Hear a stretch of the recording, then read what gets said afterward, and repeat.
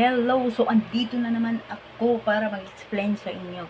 So, magtabon lang tayo ng ganyan. O, hayaan mo na, huwag nang pansinin. Bakit tinatabunan ko yan? Problema ko na yan kung ano yung nandyan sa loob, di ba? So, magbibigay lang tayo ng tips kung paano ba tayo magkaroon ng million views sa ating mga video. Lalong-lalo na sa Reels kasi yun yung pinagkakaguluhan ngayon, no, di ba? So, una, ang sekreto lang pala niyan, gumamit ka ng trend audio, yung music na uso, yun yung gamitin mo. Pero hindi pwedeng habaan mo yung video mo, ha? Dapat 5 seconds lang. 3 seconds to, 10 seconds, okay na yan. 5, pero ako kasi 5 to 6, 7, ganyan. Kasi minsan nagka-copyright claim din eh. Daya din sila minsan, di ba, no?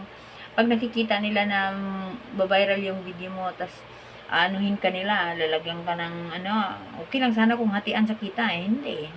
Copyright claim muted in this country, ganito gano'n, no? Madaya, hindi man lang sinabi na gano'n, ba't nilalagay-lagay pa na sa reels kung gano'n din naman ang gagawin nila, di ba?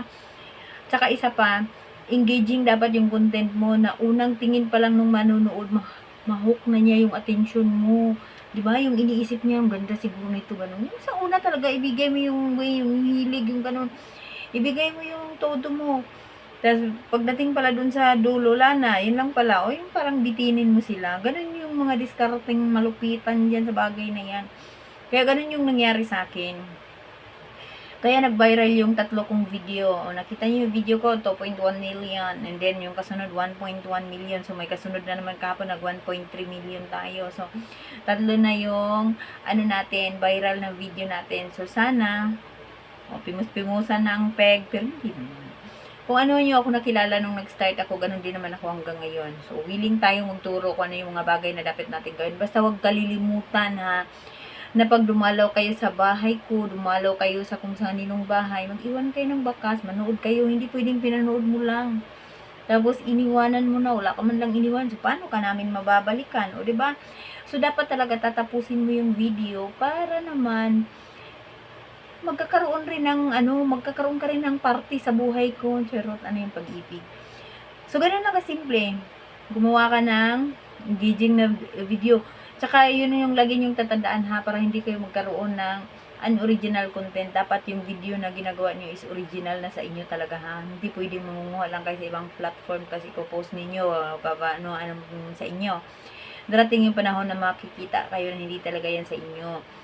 So, kung hindi ka invited sa music, okay lang naman gumamit ka. Pero huwag mong habaan nga yung video mo. Huwag naman boring yung video. Kasi wala din namang manonood pag boring eh, di ba? Kasi kung naranasan ko yan, marami ng boring na gawa kong video eh. Tapos yun pa lang, sekreto lang pala nun. Iksian mo lang. Na dun sa unang bagsak pa lang ng video mo, makikita na talaga kung ano yung di ba? Yung parang na-explain mo na yung kabuuan niya. Yung parang wala na silang hahanapin kasi naibigay mo na ang lahat, yun bang ma-hook mo yung attention nila. Tsaka, tandaan, trending audio yung gagamitin mo. 5 seconds lang, iksian mo lang, huwag nang pahabaan. Tapos, dapat engaging yung content mo.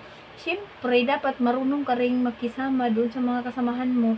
Kasi yung tutulong sa atin, yung mga small content creator lang din ang kagaya natin. So, doon tayo sa kanila magbibigay ng tulong at sila rin ang babalik din sa atin. So, ganun lang kasimple guys, para magkaroon ka ng million views, dapat mo laging tandaan na ang sikreto lang pa yan, magpaganda ka. Ganun lang kasimple, babush. Kung nagustuhan mo yung video mo ito, paki-follow mo ako, paki-share na rin para mas marami pang aware sa mga bagay na dapat mong matututunan sa buhay ko. Ganun lang.